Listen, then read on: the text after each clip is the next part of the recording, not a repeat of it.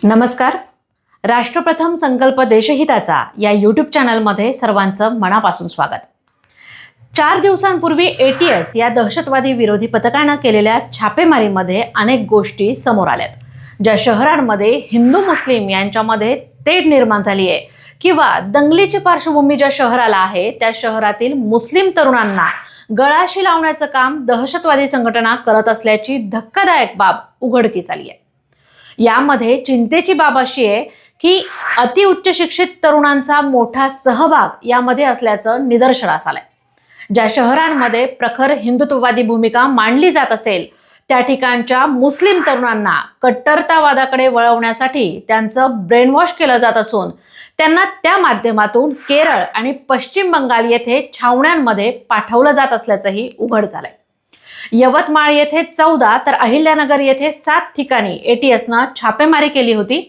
त्यात मुस्लिम तरुणांची मानसिकता लक्षात घेऊन त्यांना त्या पद्धतीनं दहशतवादी कृत्यांच्या मानसिकतेचं बनवलं जात असल्याचं ATSच्या तपासात समोर आलंय. ATSनं टाकलेल्या छाप्यांमध्ये मोबाईल, लॅपटॉप आणि काही संशयास्पद कागदपत्रही ताब्यात घेण्यात आली आहेत. अहिल्यानगर येथील दर्गा दायरा या ठिकाणी 2 तरुणांच्या घरात तलवार, चाकू, गुप्ती अशी हत्यारही सापडली आहेत. त्यांच्यावर भिंगार पोलीस ठाण्यात गुन्हा दाखल करण्यात आल्याचं समजतंय.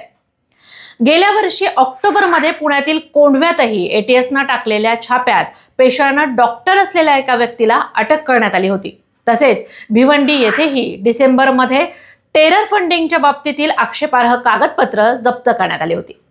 वेळोवेळी दहशतवाद विरोधी पथकानं केलेल्या कारवाईत काही ना काही देशविघातक प्रवृत्ती समोर आल्यात.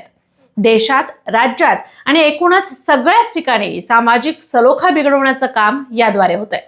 आत्ताच्या ATSच्या छापेमारीत समोर आलेलं प्रकरण आणि त्यात सापडलेले उच्च शिक्षित यांकडे पाहता एकूणच इस्लामिक कट्टरतावादाकडे झुकणारी मानसिकता बदलण्याची गरज आहे आणि समाजातील सुधारकांनी याकडे कानाडोळा करण्याऐवजी त्यावर गांभीर्यानं विचार करणंही तितकंच महत्त्वाचं आहे. राष्ट्रप्रथम संकल्प देशहिताचा या यूट्यूब चॅनलचा हा व्हिडिओ तुम्हाला कसा वाटला आम्हाला कमेंट बॉक्समध्ये नक्की कळवा. आमच्या चॅनलला लाईक करा, शेअर करा, सबस्क्राईब करा. धन्यवाद.